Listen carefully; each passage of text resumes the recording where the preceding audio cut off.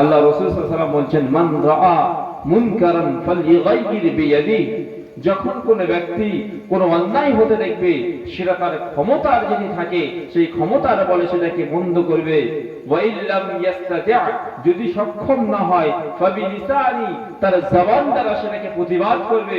ফাইল্লাম ইয়াস্তাতি' ফাবিকলবি, আর যদি সেটা সম্ভব না হয় সে অন্তর দিয়ে সেটাকে ঘৃণা করবে। এমনটিকে আমরা কি কখনো করেছি? যদি এমনটি আমাদের হতো, আল্লাহ রাসূল বলেছেন ওয়া আযআফুল ঈমান, আর এই অন্তর দিয়ে ঘৃণা করাটা হচ্ছে সবথেকে দুর্বল ঈমান। আমাদের মধ্যে কি দুর্বল ঈমানও আছে যে আমরা কোনো অন্যায় হতে দেখলে, কোনো হারাম কাজ হতে দেখলে আমরা বন্ধ করেছি, কিংবা আমরা সেটাকে প্রতিবাদ করেছি, অথবা অন্তরে ঘৃণা করেছি? যদি ঘৃণা করতাম আমি তো হারাম কাজে যেতাম না। যদি হারাম কাজকে আমি হারাম মনে করতাম তাহলে তো কোনো বেগানা নারীর দিক তাকাতাম না।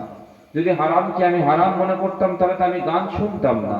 যদি হারামকে আমি হারাম মনে করতাম তাহলে তো আমি সুদে যেতাম না।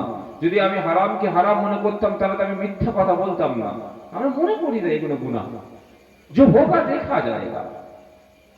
আগে গুনাহ তো করে দিই, তারপরে দেখবো কি হয়। কি দেখবেন? মৃত্যুর পরে আপনার তো সময় শেষ, তওবা করার সময় থাকবে না।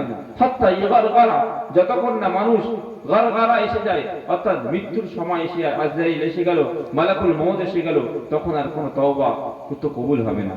সুতরাং মুসলিম আপনি সমান সাবধান হয়ে যান, সুদ থেকে আপনি বেঁচে থাকুন।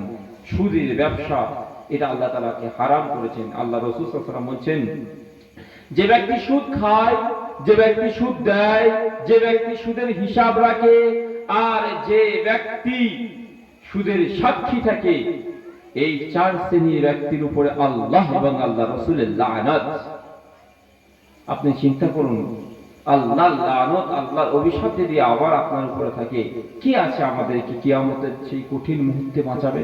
আছে কেউ? কেউ আছে? আমরা নামাজের মধ্যে বলি গায়রিল মাগদুবি আলাইহিম ওয়ালাদ-দাল্লিন, হে আল্লাহ ওই সমস্ত লোকের পথ থেকে আমাদেরকে বাঁচাও যাদের উপর তুমি অভিশাপ করেছো, যাদের উপর তুমি গজব দিয়েছো, তারা হচ্ছে ইহুদি জাতি।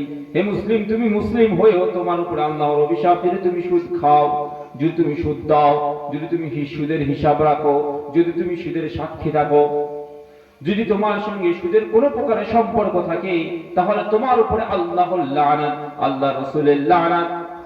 তুমি আল্লাহ এবং আল্লাহর রাসূলের লানত নিয়ে কবরে যাবে, আর তুমি হাসরের ময়দানে উঠবে আল্লাহ এবং আল্লাহর রাসূলের লানত নিয়ে। তাহলে হে মুসলিম, তুমি কি করে আল্লাহ রাসূল সাল্লাল্লাহু আলাইহি ওয়াসাল্লামের শাফাআতের আশা করো?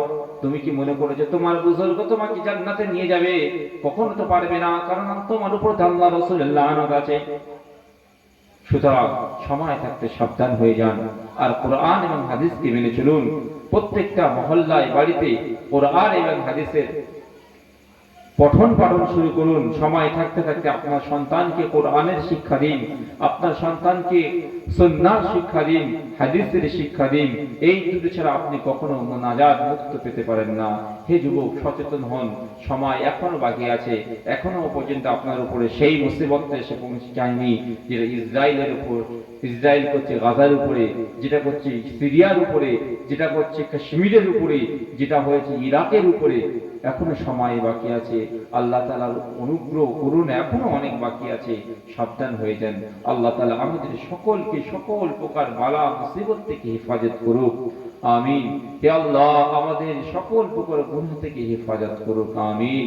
হে আল্লাহ আমাদের পিতামাতা, আত্মীয় স্বজন কে সকলকে আল্লাহ তুমি ক্ষমা করো, আল্লাহ সকলকে হিদায়াত দান করো। হে আল্লাহ যারা কবরস্থ হয়ে গেছেন আল্লাহ তাদেরকে তুমি ক্ষমা করে দাও মাওলা।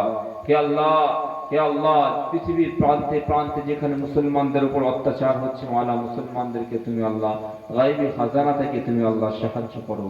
হে আল্লাহ মুসলমানদেরকে তুমি আল্লাহ সাহায্য সহযোগিতা করো। হে আল্লাহ কোরআন এবং সুন্নাহর উপরে আল্লাহ আমাদেরকে আল্লাহ অটলতা দান করো মাওলা। হে আল্লাহ আমাদেরকে তুমি আল্লাহ নবীর সুন্নাহর উপরে জীবন যাপন করার তৌফিক নসিব করো আল্লাহ। হে আল্লাহ পরিশেষে দোয়া করি, রব্বানা হাব লানা মিন আজওয়াজিনা ওয়া যুররিয়াতিনা কুররাতা আয়ুন ওয়াজআলনা লিল মুত্তাকিনা ইমামা। হে আল্লাহ তুমি আমার স্ত্রী, আমাদের সন্তান, হে আল্লাহ তুমি আমাদের চোখে ঠান্ডা বানাও। হে আল্লাহ আমাদেরকে আল্লাহ মুত্তাকি খোদাভীরু আল্লাহ লোকেদেরকে আল্লাহ নেতা ইমাম বানাও। আমিন ইয়া রাব্বাল আলামিন।